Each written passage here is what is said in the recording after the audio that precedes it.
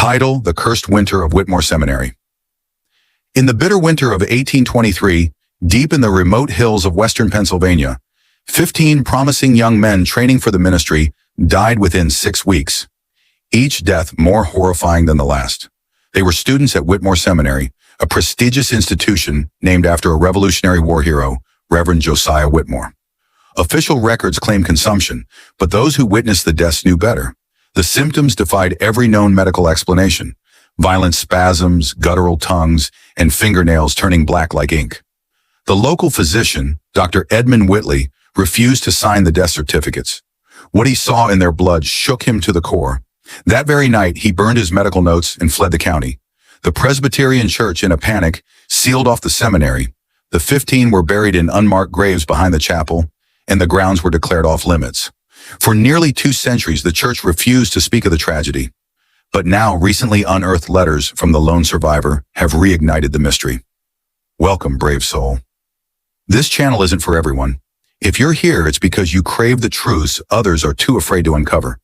Truths buried beneath the weight of time and secrecy. Subscribe now and join the chosen few. Tell us in the comments, where are you watching from? Are you prepared to hear what happened in your own backyard? Let's go back to that cursed winter. Whitmore Seminary was built in 1819 on 200 wooded acres.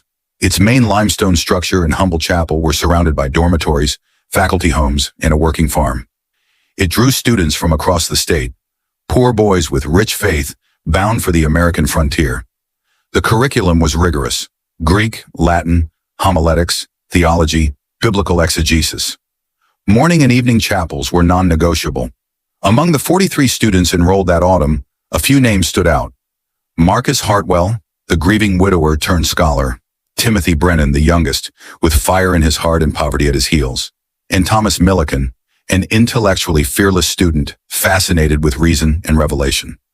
The headmaster, Dr. Cornelius Ashford, was a towering figure, stoic, fair, and trained under the legendary Archibald Alexander. He lived on campus with his wife Margaret and daughter Sarah, an unusually learned and witty young woman who had the admiration of every student. But that year, winter came early. Snow sealed the roads by November, isolating the seminary like a monastery in the mountains. The students embraced the solitude, diving into study and prayer. But something was stirring, something dark.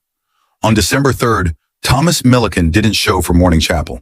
His roommate, David Crane, found him writhing in bed, his back arched unnaturally, speaking in tongues. Latin, twisted into blasphemous parodies. His fingernails had turned jet black. Dr. Whitley arrived and was appalled.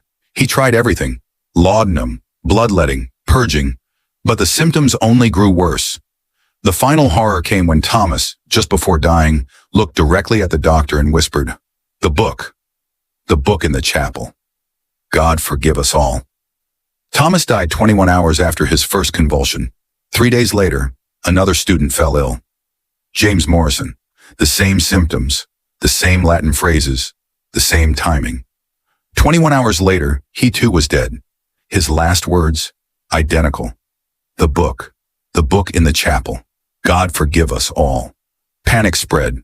Students whispered of curses, of something evil in their midst. Dr. Whitley, desperate, began researching ancient plagues and poisons, but nothing fit. It wasn't just disease. It was ritual. It was precise. As the bodies mounted, fear turned to dread. Each death occurred exactly 3 days apart, always at 3 a.m., always ending with the same final words. The seminary became a tomb of whispers, flickering candles, and sleepless nights. One student began digging for answers: David Crane, the only one who would survive. Guided by a mix of faith and fear, David discovered a hidden chamber beneath the chapel floor, and inside, chained to a pedestal, was an ancient leather-bound book, covered in dust and strange symbols. When David opened it, he didn't see words. He saw his own name. And then the screaming began. The rest, dear viewer, is buried in time, but not lost.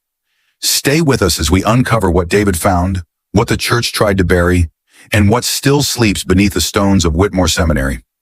This is not just a story, it's a warning. Are you still brave enough to continue?